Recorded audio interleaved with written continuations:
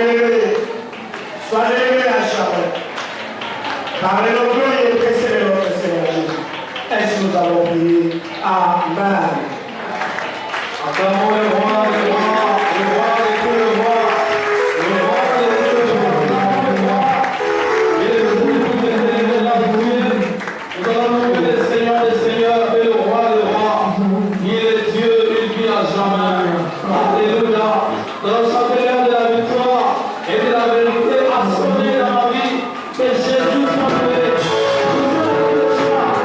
Alléluia.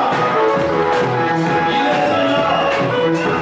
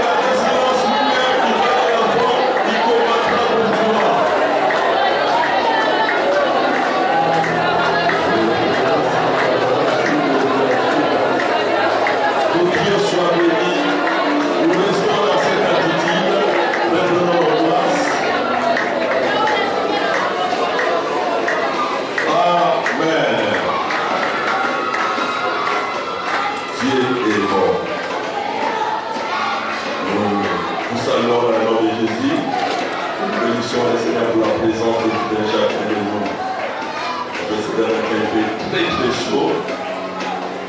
Voilà même signe de retard de certaines personnes.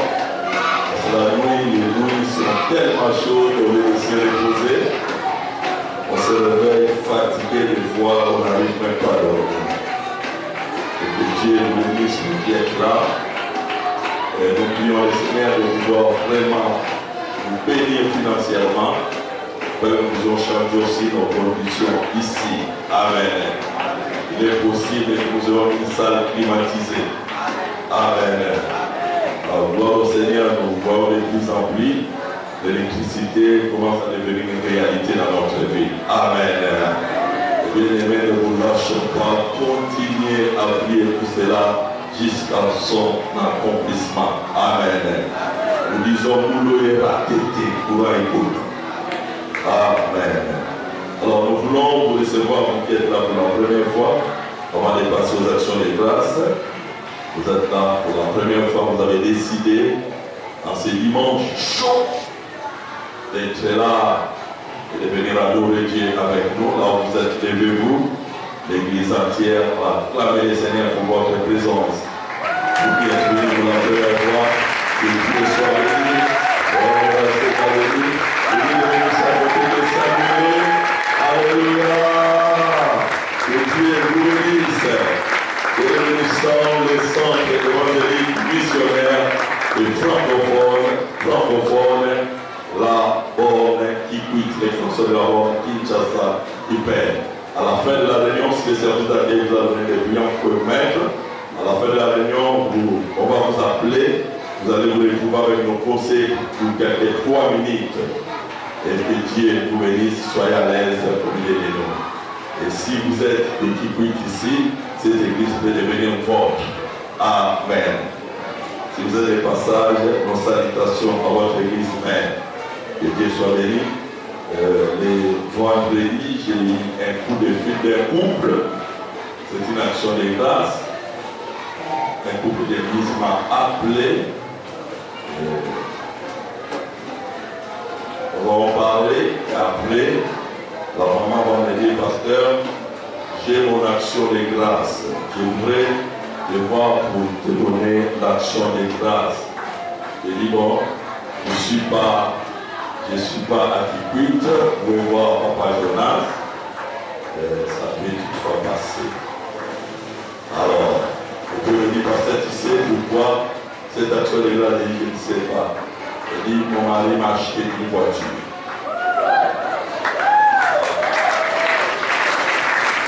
Ce qui acclame sans pourquoi ils attendent. Les personnes n'ont pas compris. Ceux qui n'étaient pas là le dimanche passé et n'ont pas compris. Ceux qui étaient là ont compris. Qui a compris? Je répète, j'avais dit, le Seigneur m'avait dit, cette année, pas cette année, il va bénir beaucoup d'hommes vont acheter des voitures pour leurs épouses. Donc certainement, quand je disais cela, sa voiture était déjà commandée. Amen. Dieu est bon, ce qu'il a commencé, ça partir. Vous saisissez ça. Amen. Là, il y a une autre action de grâce. La sœur Bienvenue Kassongo rend les multiplications de grâce à Dieu pour avoir réussi avec 64% à la faculté d'économie à l'Énigme, que l'honneur et la gloire soient rendus à lui seul qui est le maître de tous. Notre Seigneur Jésus-Christ, au siècle des siècles, l'intercession s'associe à cette action de grâce. Que Dieu soit béni. Amen. Et nous avons beaucoup d'ingénieurs agronomes. Je vous encourage, bien-aimés, à ne pas attendre de Dieu l'honneur et à faire de Dieu l'honneur. Nous avons une province à caractère, je veux dire, agronome. Donc, vous pouvez faire votre propre entreprise. Produisez. L'argent se trouve dans la terre. Amen. il reste de l'homme est sorti de la terre. Amen. L'argent c'est pour vous. En attendant commencer déjà. En fait, peut-être vous n'aurez plus besoin de chercher un travail par rapport à ce que vous allez commencer à produire. Et que Dieu vous bénisse. Alors, dans les comptes Action de grâce, nous avons 1 360 600 et 435 $. Cet argent, comme nous avons dit, servira déjà à commencer quelque chose de l'autre côté pour l'implantation des camps EBA. Alors, nous avons quelques communiqués.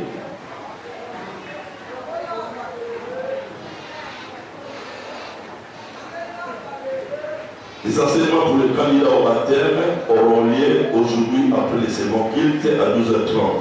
Les enregistrements, voire les services d'accueil, les affermissements auront lieu après les premiers et les deuxièmes cultes.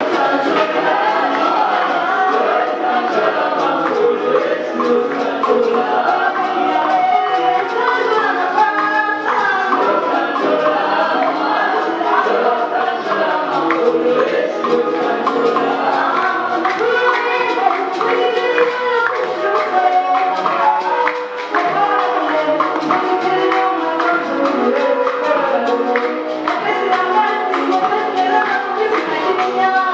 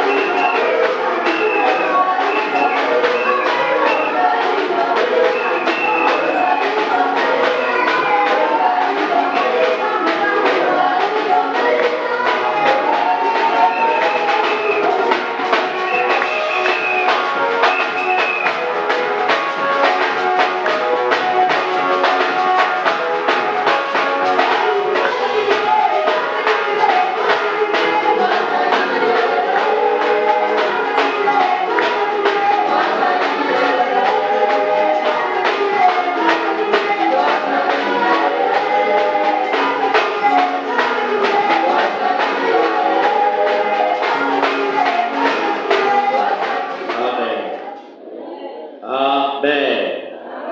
Alléluia. C'est vrai, nous savons qu'il fait très chaud, mais nous avons besoin d'écouter la parole de Dieu. Amen.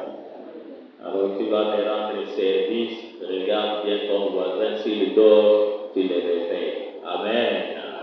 Seigneur, nous bénissons ton nom. Merci pour cette occasion que tu nous donnes de partager encore ta parole. Nous voulons, Seigneur, que toi seul, tu te manifestes, que tu t'élèves, que tu parles et que ton peuple t'écoute. Nous refusons tout ce qui ne vient pas de toi. Seigneur, nous voulons que ce que tu as prévu pour ton peuple soit transmis fidèlement et que ton peuple le reçoive réellement comme ta parole, afin que quelque chose soit transformé, quelque chose soit changé, quelque chose, Seigneur, soit modifié dans leur vie et pourquoi pas dans leur façon de voir les choses, de penser et d'entreprendre. Saint-Esprit, sans toi, nous ne pouvons rien faire. Nous avons besoin de toi. C'est pourquoi nous t'invitons encore, viens souffler au milieu de nous afin d'amplifier et de corriger tout ce que nous allons dire. Pour la gloire de Jésus-Christ, c'est lui-même qui est notre Seigneur et Sauveur. Nous avons ainsi prié. Amen. Alléluia. Que Dieu te bénisse, toi qui es là. Nous voulons partager la parole de Dieu, toujours dans les grands thèmes de l'année qui parlent de l'entrepreneuriat, entreprendre pour soutenir la mission. Aujourd'hui, nous sommes en train de parler de l'entrepreneuriat divin. Donc, ces mots, tantôt c'est entrepreneuriat ou entrepreneuriat, c'est la même chose. Donc, quand quelqu'un dit entrepreneuriat, c'est bien. Quand il dit aussi entrepreneuriat, c'est la même chose, c'est pas une faute. Amen. Alors, je le disais aussi au premier titre, chaque année, quand on donne un thème, quand j'ouvre ma Bible, je me rends compte que toute la Bible parle de ce thème-là, de Genèse à Apocalypse. Et cette année aussi, quand j'ouvre ma Bible, de Genèse à Apocalypse, la Bible parle de l'entrepreneuriat divin. Dieu est en train de nous parler comment il entreprend. Alors, sans plus tarder, nous allons ouvrir nos Bibles dans Genèse, le premier chapitre. Nous allons lire du verset 26 au verset 31. Genèse 1, 26 à 31. Nous vous attendons, vous qui êtes assis, et pour nous, lisons la parole de Dieu ensemble. Nous disons au nom de notre Seigneur Jésus. Puis Dieu dit, faisons l'homme à notre image, selon notre ressemblance, et qu'il domine sur les poissons de la mer, sur les oiseaux du ciel, sur les bétails, sur toute la terre, et sur tous les reptiles qui rampent sur la terre. Dieu créa l'homme à son image, il les créa à l'image de Dieu, il créa l'homme et la femme. Dieu les bénit et Dieu leur dit, soyez féconds, multipliez, remplissez la terre et la sujettissez, et dominez sur tous les poissons de la mer, sur les oiseaux du ciel, et sur tout animal qui se meut sur la terre. Et Dieu dit, voici, je vous donne tout herbe portant de la sémence, et qui est à la surface de toute la terre, et tout arbre ayant en lui du fruit d'arbre et portant de la sémence, ça sera votre nourriture. Et à tout animal de la terre, à tout oiseau du ciel, et à tout ce qui se met sur la terre ayant un souffle, ayant en soi un souffle de vie, je donne toute herbe verte pour nourriture. Et cela fut ainsi. Dieu vit tout ce qu'il avait fait, et voici, cela était très bon.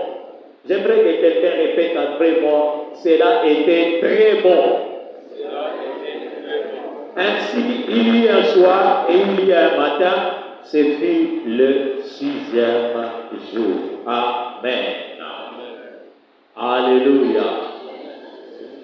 Et comme nous l'avons dit, nous sommes en train d'apprendre comment entreprendre pour soutenir la mission.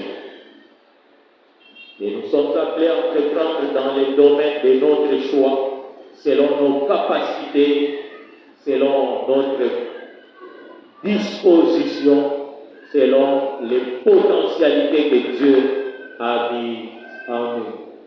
Et la réussite de cette entreprise ne viendra pas de soi. Il y a des préalables, des conditions à remplir, des principes à suivre. Il y aura même certains obstacles que nous devons franchir. Il y aura aussi des adversaires, des ennemis, des opposants. Et nous devons faire face à toutes ces choses. Par conséquent, nous sommes tenus à suivre l'exemple de notre Dieu, lui qui est le premier et le plus grand entrepreneur de tous les temps. C'est lui qui a la plus grande entreprise qui s'étend sur tout l'univers, dans tous les domaines. Et nous avons, pour démontrer ce que nous avons dit au début, choisi quelques exemples en passant dans la Bible qui nous montrent, qui nous démontrent, qui nous parlent de l'entrepreneuriat divin. Nous avons commencé par Adam dans les jardins d'Éden. Dieu crée l'homme. La Bible dit il planta un jardin en Éden. C'est dans Genèse 2, verset 8. Il plante un jardin et il place Adam et Ève. Pourquoi? La Bible dit pour cultiver, pour garder. Il les a plantés pour cultiver le jardin et pour garder le jardin. Et j'ai toujours dit que le tout premier travail que Dieu a institué, le travail d'agronome, c'est pourquoi moi j'ai toujours envié les agronomes, j'ai toujours encouragé les agronomes. J'ai toujours été surpris, étonné de voir que les agronomes choquent. Pour moi, quand un agronome choque, c'est un paresseux. Parce qu'un agronome n'a pas besoin d'aller chercher le travail. Il crée le travail. Je le disais au premier culte, nous les constructeurs, pour que tu puisses avoir le travail, il faut que quelqu'un t'appelle pour te dire, viens construire pour moi. Mais un agronome n'a pas besoin que quelqu'un l'appelle. Déjà derrière sa maison, il a quelques plates-bandes de légumes. Alléluia. Et quand je vois des jeunes frères, des jeunes sœurs qui ont fait l'agronomie venir au nom, papa, je vais faire un test à la banque. Priez pour moi. Je demande, frère, qu'est-ce que tu vas faire à la banque? Toi, tu es agronome. Alléluia. Et je l'ai toujours dit du haut de cette chair plus fois. Et je continuerai à le dire s'il m'était demandé à moi de retourner à l'école, je vais faire l'agronomie. Alléluia. En tout cas, si je dois retourner sur les bancs de l'école, ça sera pour faire l'agronomie. Je n'ai pas encore fait ça, mais déjà, je sens que c'est important. Alléluia. Je ne peux pas vivre quelque part, même pendant que j'étais locataire dans les parcelles où je louais, j'ai planté des arbres. Là d'où je viens dernièrement, j'ai planté un manguier. Ils sont en train de manger des mangues là-bas. J'ai planté, je l'ai laissé. Et chez moi là-bas, j'ai planté un avocatier. Je mange déjà des avocats. Je ne monte pas, je cueille ça comme au jardin d'Éden. Donc quand j'en ai besoin, je passe en dessous là, je cueille. Et les voisins viennent demander les papayes, ils viennent demander les maracujas. Et j'ai planté depuis que je suis là, je mange. Et là, je ne mange pas en courant, je ne cueille pas des fruits verts comme on nous les vend. J'attends que ça tombe de soi-même. Les maracujas tombent, le matin, vous allez pour les ramasser. Alléluia. Donc c'est pourquoi quand un agronome me dit, papa, je chauffe, je me dis, mais est-ce que tu as compris vraiment? Alléluia. Et j'encourage ceux qui le font, faites-les très bien. Parce que c'est pour le premier travail que Dieu a institué. Et en dehors de l'agronomie, Dieu a institué le travail de gardiennage. Cultiver et garder. C'est pourquoi ne vous moquez pas de ceux qui font le gardiennage. Quelqu'un qui garde une maison, qui garde un bureau, qui garde une église, ne vous moquez pas de lui. Dieu qui a institué ça. Donc si tu ne le savais pas, sache-le à partir d'aujourd'hui. Donc le travail que tu fais là est venu après les gardiennages. Amen. Donc Dieu a pris Abraham et Adam, il en a fait un agronome, un gardien. Deuxième exemple, toujours dans Genèse, l'exemple de Noé. Le grand Noé, Dieu prend un vieillard de 600 ans. Noé avait 600 ans quand Dieu lui a parlé. Il le transforme en un ingénieur de chantier naval pour qu'il fabrique les plus grands, les plus gros bateaux de son époque, l'arche de Noé. Il a créé une entreprise de fabrication de bateaux. Et Noé était le PDG, ingénieur Noé. Alléluia. C'est Dieu qui peut faire ça. Et quelque temps après, Dieu prend le même Noé, il le met dans l'arche et il lui donne la gestion de tous les animaux. Noé a commencé la première ferme moderne. Alléluia. Noé, je disais, a commencé la première ferme moderne. Non seulement Dieu avait fait de lui un ingénieur de chantier naval, mais il a fait de lui aussi un grand fermier. Donc aujourd'hui, si vous mangez les vaches, les poulets, les chèvres, c'est parce que Noé avait élevé dans l'arche. Est-ce que tu peux acclamer Noé pour ça? Donc Dieu, c'est le plus grand formateur des entrepreneurs, c'est le plus grand entrepreneur. Il peut prendre n'importe qui et le transformer en un entrepreneur valable. Non seulement Noé, il a pris Abraham de son pays, quitte ton pays, va vers le pays où je te conduirai. Et il a fait d'Abraham un grand éleveur avec beaucoup d'animaux, beaucoup de troupeaux. Non seulement il a fait de lui un éleveur, mais il a fait de lui aussi, à un moment donné, un général de l'armée. Quand les armées de ce nom-là est compliqué, donc comprenez ça, sont venus attaquer Sodome et Gomorrhe, ils ont pillé ces deux villes, ils ont emporté tout le monde, ils ont pris même Lot, ils sont partis avec. Abraham qui était simplement un éleveur, Dieu l'a transformé en chef de l'armée. Alors que les rois de Sodome, Gomorrhe et les villes environnantes n'ont pas pu se défendre devant ces rois-là qui les attaquaient, Abraham a pris seulement ses serviteurs, ils sont allés combattre ces rois-là, ils ont récupéré tout. Alléluia. Et il a pu récupérer même son neveu Lot et tout ce qui lui appartenait. Alléluia. Non seulement Abraham, Isaac arrive. Autour d'Isaac, Dieu lui dit, ne descends pas en Égypte, reste à Guérard, je vais te bénir là. Abraham était éleveur. Isaac aussi était éleveur, nomade. Ce sont des gens qui se déplaçaient d'un lieu à un autre pour paître leurs brebis. Mais Dieu lui dit, non, reste là. Et pas, je vais te bénir. Et la Bible dit que Isaac, qui était éleveur nomade, est resté là, il a sémé. Il a fait l'agriculture. Dieu a transformé un éleveur en agriculteur. Et la Bible dit que cette année-là, il a sémé, il a récolté, il est devenu riche, il allait s'enrichissant de plus en plus et il devient fort riche. Alléluia. De sorte que Abimelech, le roi de ce pays-là, et tout son peuple ont dit non, quitte notre pays, tu es devenu très fort, nous ne voulons plus te voir ici, va-t'en. Alléluia. Non seulement Isaac, Jacob aussi, après. Jacob est parti de son père et de sa mère pour aller dans le pays de sa mère, chez son oncle là-bas. Et la Bible dit lui-même, Jacob a dit quand il est parti, il n'avait que son bâton et son petit sac. Il est parti, il n'avait rien.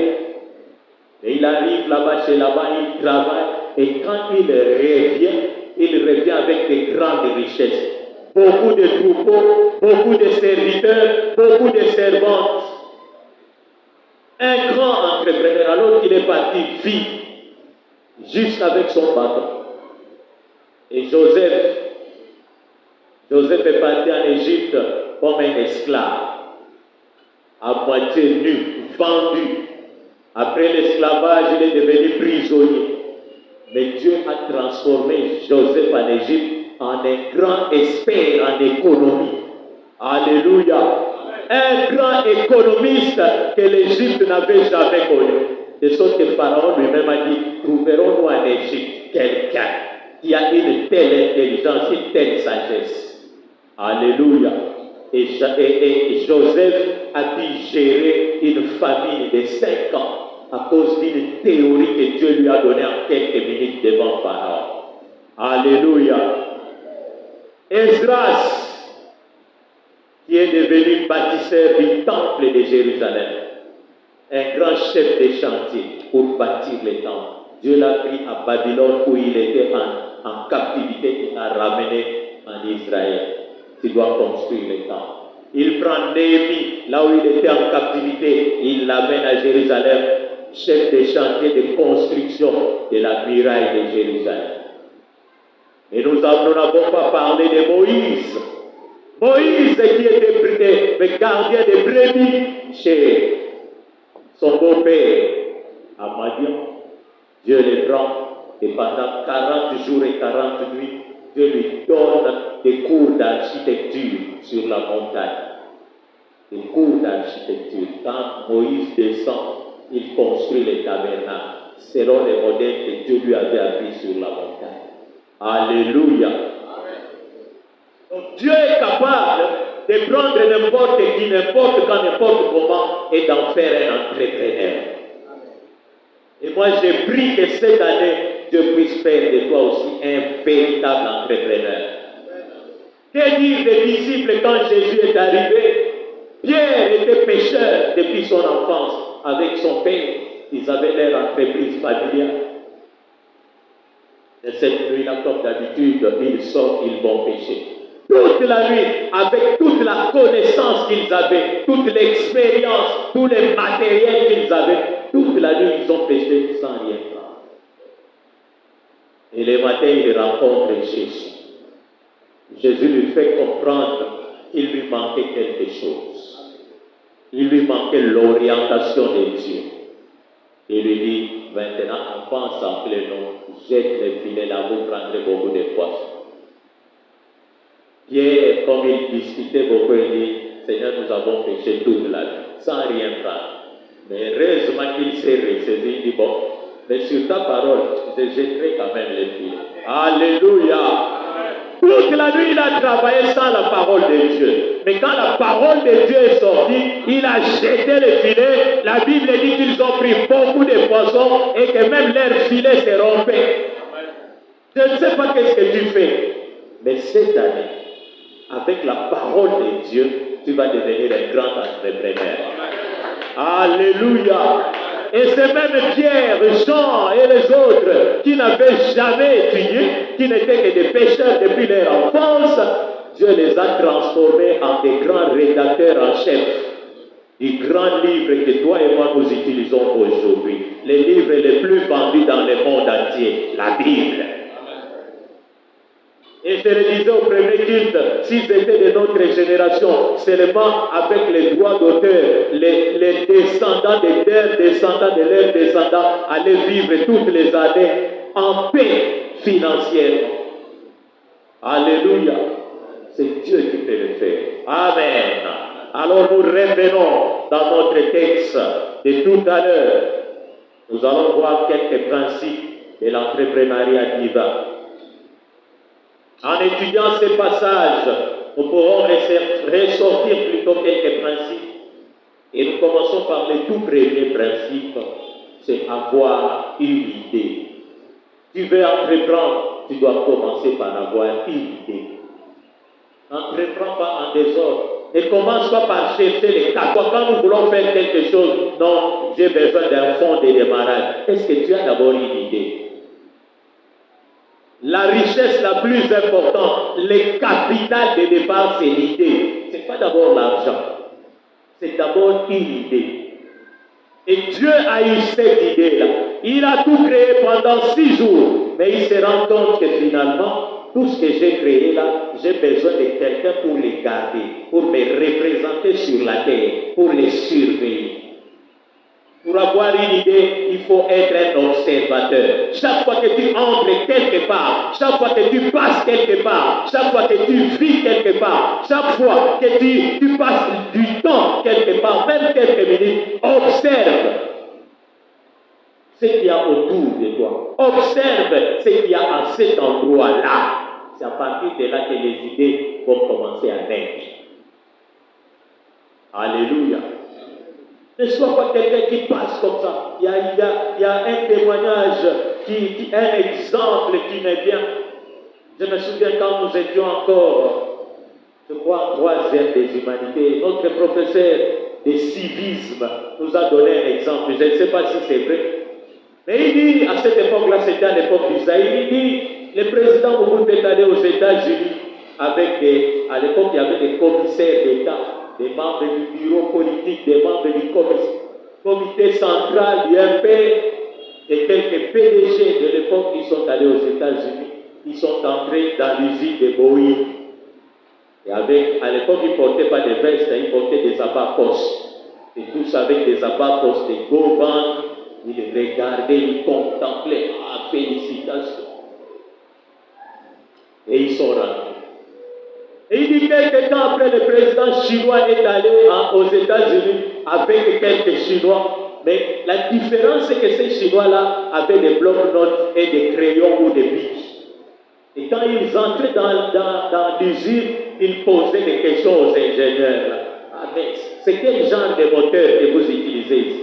Et c'est quel genre de carburant? Comment vous avez fait les ailes de cet avion? Et ils prenaient note. Ils entrent dans la cabine, les cockpits, ils commencent à regarder les tableaux de bord. Ça, c'est quoi? Ça sert à quoi? Quelques temps après, ils rentrent chez eux en Chine, ils fabriquent un avion. Et les nôtres sont allés là-bas, ils sont revenus avec des histoires. Donc, on a dit dans l'usine à Boeing, dans la photo. Et rien, zéro. C'est ça les Congolais.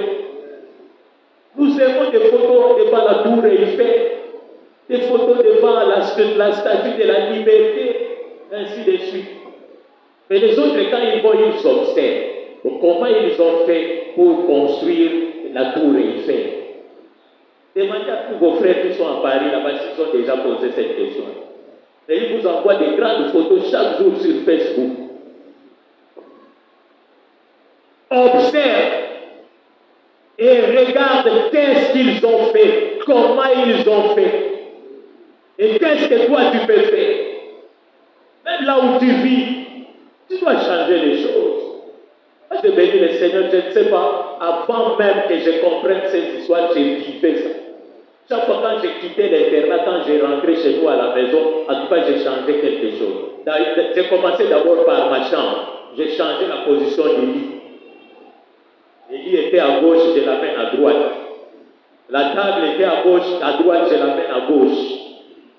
Et je me rappelle, une fois je suis arrivé, j'ai trouvé que la maison, la peinture était vraiment, vraiment délabrée.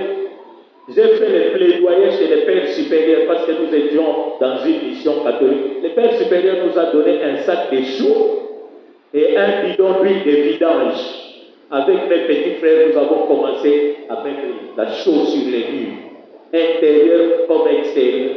Et nous avons pris l'huile de vidange, nous avons mis comme la petite ceinture en bas. Et tous les autres membres du quartier, quand ils ont vu ça, ils sont allés demander. Et c'était devenu un modèle. Chaque grande vacance, nous avions l'habitude de repeindre nos maisons. Tu observes seulement. Je me souviens même quand nous étions à l'internat, comme j'ai l'habitude de planter, j'ai regardé seulement là où l'eau ruisselait. Donc l'eau de pluie qui tombait de la toiture de notre dortoir, au fond là où ça ruisselait, j'ai planté un bananier là. Et je me souviens 2 ans après, quand je suis arrivé en 6e, les bananiers avaient donné des fruits.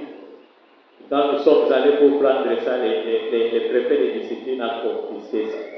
Donc ce que je vous raconte ici, ne racontez à personne. Ça reste entre vous. N'enregistrez pas. Mais il s'est fait qu'à cette époque-là, Moi, j'avais une clé passe-partout de toutes les portes. Parce que j'étais, les chefs cook. Donc, après les directeurs d'internat, c'est moi qui gérais l'internat. J'avais une clé qui ouvrait toutes les portes. À part la porte de la préfecture, la porte du secrétariat, la porte de la direction des études. Mais tous les restes, salles de classe, dortoirs, tous les autres bureaux s'ouvrent. Alors nous sommes entendus avec mes amis de la Tola qui s'aiment. La nuit, nous sommes allés, nous avons ouvert son bureau. Nous avons volé ses camarades. Les matins, pour les provoquer, nous sommes allés donner nous les mains. Je ne sais pas, j'avais laissé ça ici. J'ai bien fermé le bureau. Alléluia. Qui a pris ça? Il croyait que c'était des sorciers, mais nous, on s'est moqué de lui. C'est nous qui avions. Alléluia. Donc tu peux changer les choses, tu peux faire. Alors Dieu énonce maintenant son idée à haute voix. Il dit, faisons l'homme à notre image. Il commence à réfléchir, mais il réfléchit à haute voix. Il dit, faisons. C'est-à-dire que Dieu n'a pas travaillé seul. Faisons. S'il avait besoin de travailler seul, il allait dire, je vais faire un homme à mon image. Mais il a dit, faisons. Et là, c'est un des grands problèmes que nous avons, nous les Congolais en général. Nous n'avons pas l'habitude de travailler en association. Nous n'arrivons pas à travailler en groupe, 2, 3 personnes. Jamais. Vous pouvez commencer ensemble, mais vous finirez toujours l'un d'un côté et l'autre de l'autre. Je ne vous apprends rien. Regardez tous les orchestres de la musique profane, même de la musique chrétienne. Regardez les églises. Vous avez l'église telle, tel pasteur, église telle, tel pasteur. Mais ils ont commencé ensemble. Regardez les partis politiques. C'est seulement au Congo où on voit un même parti politique qui a plusieurs branches. Parti politique tel, pasteur Daniel, les mêmes partis politiques, pasteur José, les mêmes partis politiques, pasteur Bipas. Et vous changez tel parti politique original, tel parti, mais les mêmes noms. Et ils se chamaillent, ils perdent leur temps devant les cours et tribunaux. Alléluia. C'est simple parce que les Congolais n'ont pas l'habitude de travailler ensemble. Nous sommes égoïstes, tellement égoïstes que c'est pour moi. Quand je fais quelque chose à Gaï, tout le monde doit savoir que c'est pour moi.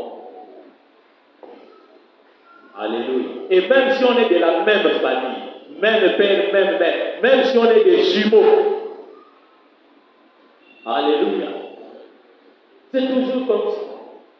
Une fois j'ai regretté, il y avait une agence de transfert de fonds qui fonctionnait très bien. Et souvent, quand j'allais à Kinshasa, comme il n'y avait pas encore de banque ici, cette agence-là avait un bureau juste à côté de la banque que moi j'ai fréquenté. Donc, j'ai retiré l'argent dans cette banque, j'ai déposé dans l'agence et je venais retirer ici. Ça me facilitait la tâche. Quelques temps après, oh non, elle était. Et ça a créé des problèmes jusqu'à ce que l'agence a fait. Même dans cette ville, il y a aussi une école, auto-école. À un moment donné, il y a eu des problèmes, couleur rouge, couleur blanche, mais les mêmes noms. Ça, c'est les Congolais. Alléluia. Gloire à Dieu parce que ça n'arrivera jamais dans nos églises. Mais dans ton entreprise, tu as besoin de travailler avec eux. Parce que tu n'as pas toutes les capacités. Tu peux être fort intellectuellement, mais physiquement, tu as besoin de quelqu'un d'autre. Alléluia. Il y a quelques années en arrière, je me suis associé avec un frère. Ce frère-là était très fort. Donc, lui, en gestion des temps, quand vous faites un programme avec lui, si vous avez dit que vous allez partir à 4 heures du matin, quelles que soient les raisons, à 4 heures du matin, vous partez. Mission de service à telle heure. Que tu sois fatigué ou pas, à cette heure-là, il t'appelle ingénieur, j'arrive ou pas. Et au début, moi, j'avais pitié de ces chauffeurs. Parce qu'il arrivait que le chauffeur arrive, il sait que bon, le chauffeur est arrivé aujourd'hui à 18h, il lui dit prépare-toi, à 1h du matin nous voyageons. Donc le chauffeur a le temps de se reposer quelques minutes et puis il part. Aujourd'hui cet homme-là est très grand. Les gens disent qu'il a touché les fétiches, mais moi je sais comment il a commencé parce que j'ai travaillé avec lui. Très fort. Et quand il sent que le chauffeur est fatigué, lui-même il prend le volant. Alléluia. Tu as besoin de quelqu'un d'autre. Du reste, la Bible dit deux valent mieux qu'un. Et le monde dit l'union fait la force. Mais malheureusement pour nous les Congolais, l'union fait la faiblesse. Parce que quand on travaille à l'union, quelques temps après, vous êtes voué à la faillite. Alléluia. Donc nous devons faire cet effort-là.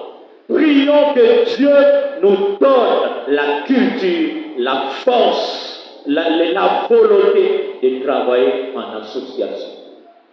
C'est important. Toi, tu peux avoir une idée, lui, il a l'argent.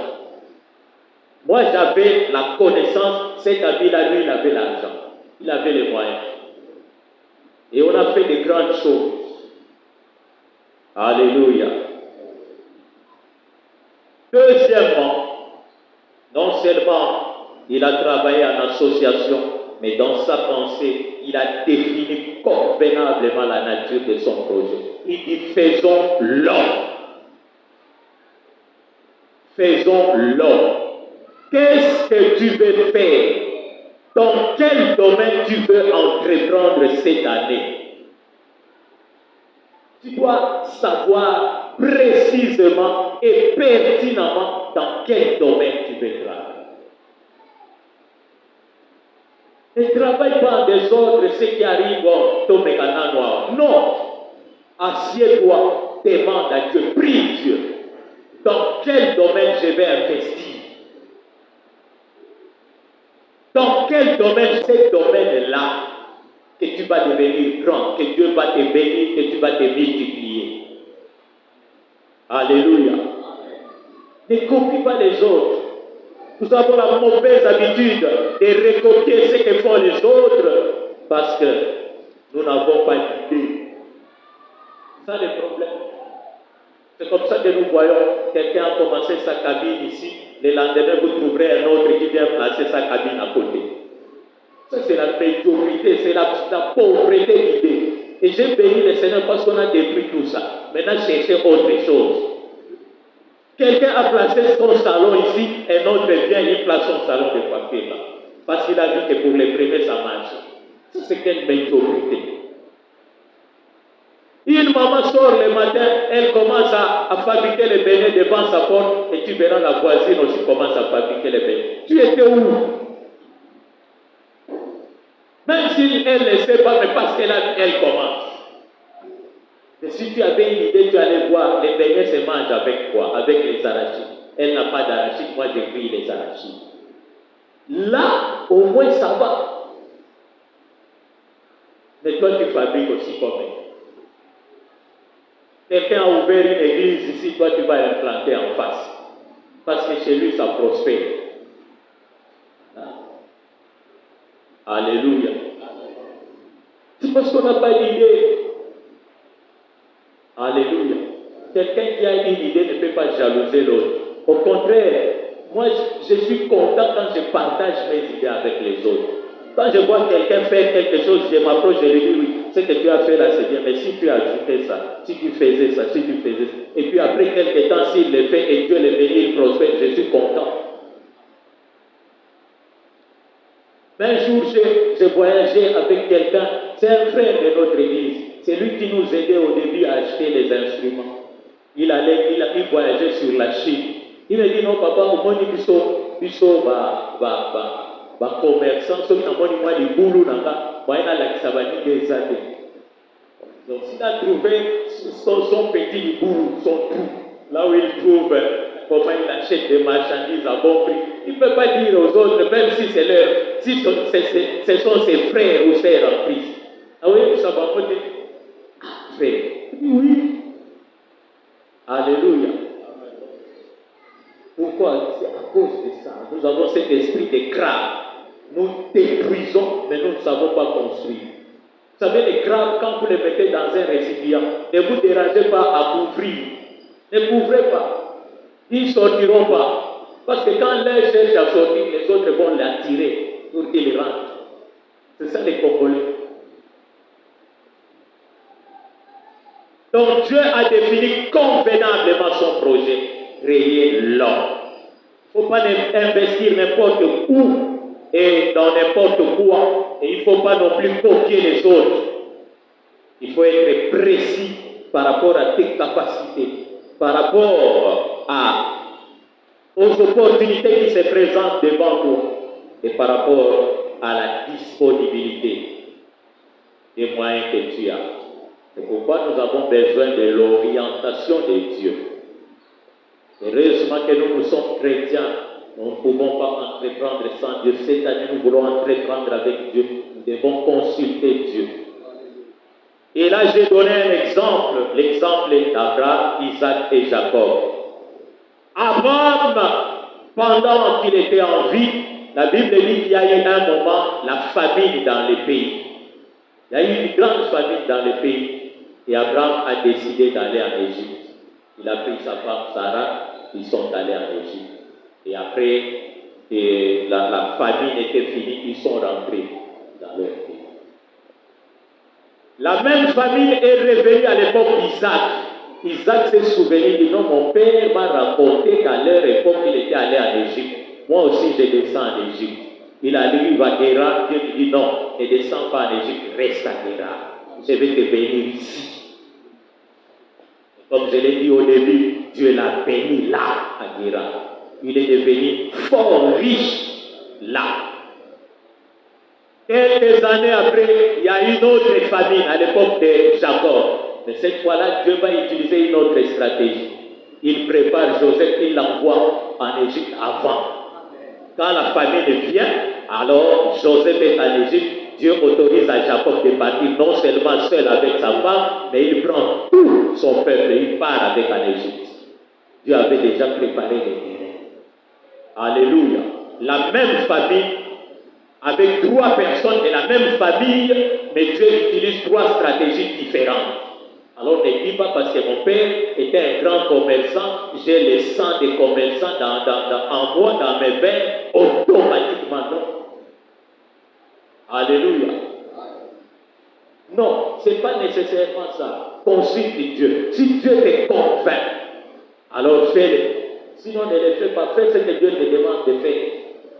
Troisièmement, il donne maintenant les détails. Il va créer l'homme, mais il donne les détails de cet homme. Comment sera cet homme? À notre image, selon notre ressemblance. Cet homme ne va pas ressembler aux animaux. Il ne va pas ressembler aux oiseaux, il ne va pas ressembler aux poissons, il ne va pas ressembler aux reptiles, mais il va ressembler à Dieu. Alléluia. Tu veux créer cette entreprise, c'est bien. Mais ça sera dans quel domaine exactement? Ça va faire quoi?